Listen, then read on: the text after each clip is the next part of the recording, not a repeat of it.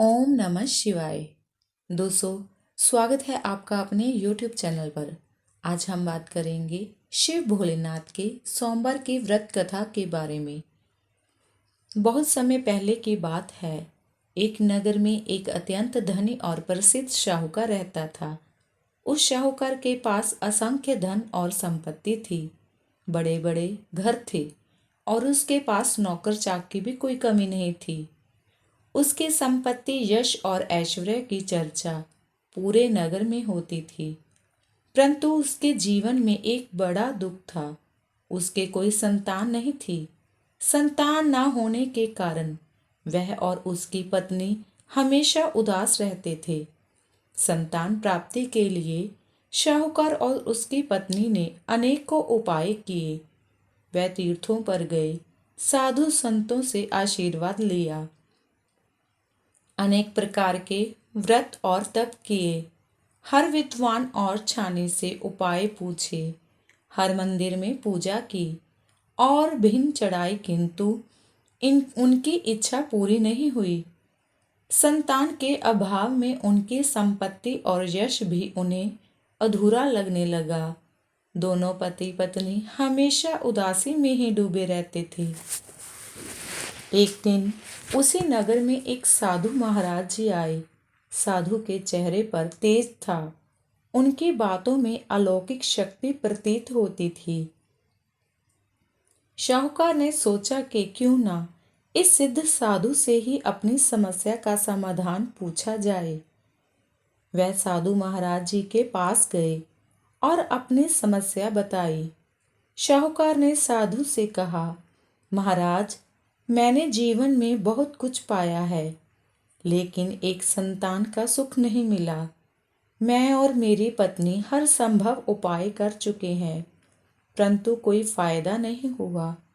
अब तो मेरे मन में निराशा घर कर गई है।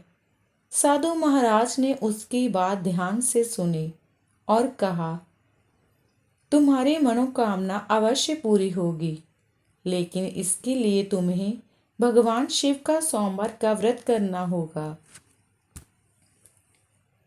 साधु ने उन्हें बताया कि यदि वह श्रद्धा और नियम से सोमवार का व्रत करेंगे और सच्चे मन से भगवान शिव की आराधना करेंगे तो उनकी मनोकामना अवश्य पूरी होगी। शाहूकार और उसकी पत्नी ने साधु महाराज की बात मानी और सोमवार का व्रत करने का संकल्प लिया। उन्होंने प्रतिज्ञा की कि वह प्रत्येक सोमवार को व्रत करेंगे, शिवलिंग का पूजन करेंगे और मन में भगवान शिव की आराधना करेंगे, सच्चे मन से उनकी पूजा करेंगे। इस प्रकार उन्होंने श्रद्धा के साथ व्रत रखना शुरू किया। वह सोमवार को व्रत रखते, शिवलिंग का अभिषेक करते और भगवान शिव को बेलपत्र और धतूरा अर्पित करते। इसके अतिरिक्त वे शिव पुराण का भी पाठ करते थे और गरीबों को दान देते। उनकी श्रद्धा और निष्ठा को देखते हुए भगवान शिव प्रसन्न हुए और कुछ समय बाद शाहूकार और उनकी पत्नी को संतान सुख की प्राप्ति हुई। उनके घर में एक सुंदर और स्वस्थ पुत्र का जन्म हुआ। पुत्र के जन्म से उनका घर खुशियों से भर गया। दोनों बहुत प्रसन्न हुए। उनका विश्वास और भी दृढ़ हो गया कि सोमवार के व्रत का महत्व अत्यधिक है और उन्होंने अपने पुत्र का नाम माधव रखा। वह उसे बड़े लाड प्यार से पालते और माधव समय के साथ बड़ा होने लगा। उसकी पढ़ाई लिखाई अच्छी तरह से चल रही थी और वह तेज बुद्धि वाला और संस्कारी था। उसकी बुद्धिमानी और अच्छे व्यवहार के कारण नगरवासी भी उसकी प्रशंसा करते थे। शाहूकार को अपने बेटे पर बहुत गर्व था और उसने माधव को बड़े प्यार से पाला। समय बीतता गया और एक दिन माधव जंगल में खेलने गया। वहां पर उसने एक सांप को देखा और अनजाने में सांप को छेड़ दिया। सांप ने गुस्से में आकर माधव को डस लिया। माधव वही बेहोश होकर गिर गया।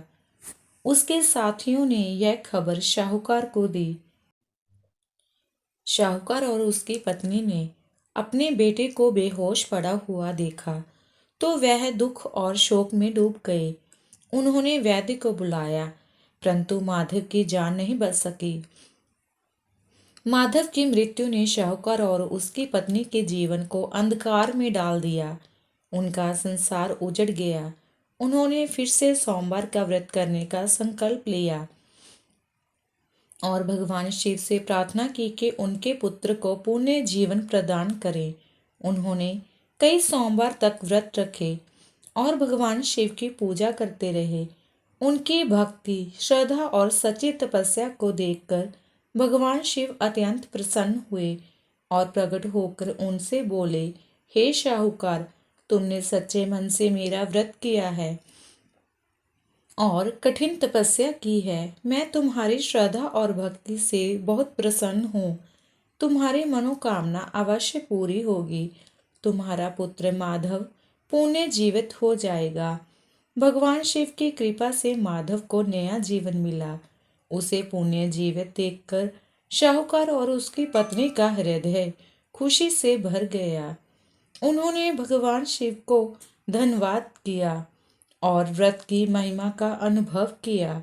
इसके बाद शाहूकार ने पूरे नगर में सोमवार व्रत की महिमा का प्रचार किया और सभी को इसे श्रद्धा से करने की प्रेरणा दी।